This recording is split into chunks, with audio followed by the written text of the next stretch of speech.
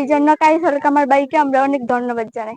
সবাইকে স্বাগত জানাচ্ছি। এই মুহূর্তে আমরা আছি কলমাকান্দা উপজেলার খারনই ইউনিয়নের ডেকনি নামক স্থানে।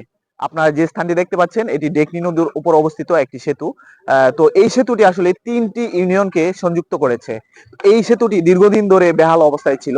তো এই বেহাল অবস্থা থাকার কারণে বিএনপির কেন্দ্রীয় আইন বিষয়ক সম্পাদক ব্যারিস্টার কায়সার কামালের উদ্যোগে আসলে এই সেতুটি পুনর্নির্মাণ করে দেওয়া হয়েছে। তো আজকে এই সেতুটি আনুষ্ঠানিকভাবে উদ্বোধন করা হয়েছে। সেতুটি ১৬৫ ফিট লম্বা, ৭ ফিট ৪ ইঞ্চি চওড়া এবং ১৬ ফিট উচ্চতার। এই সেতু দিয়ে দৈনিক ২১টি গ্রামের মানুষ, ২টি উচ্চ বিদ্যালয় এবং 4টি প্রাথমিক বিদ্যালয়, একটি মিশনারি স্কুল, একটি হাফিজিয়া মাদ্রাসা, একটি মহিলা মাদ্রাসা সহ 4টি মসজিদের মুসল্লি এবং একটি মন্দিরের পূজারী সহ দৈনিক শত শত মানুষ এই ব্রিজ দিয়ে চলাচল করে। আমরা পানি দিয়ে ভিজে যেতাম, এখন এই বৃষ্টি হয়েছে, আমাদের অনেক উপকার হয়েছে। তাই জন্য কাইসার কামাল ভাইকে আমরা অনেক ধন্যবাদ জানাই।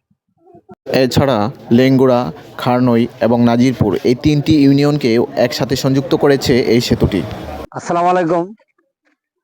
কলমাকান্দা দুর্গাপুরের গণমানুষের নেতা, পাহাড় সমতলা বাটি বাংলার প্রিয় মুখ ব্যারিস্টার কায়সার কামাল ভাইয়ের নিজ অর্থায়নে এই ডেকনি নদীর উপর এই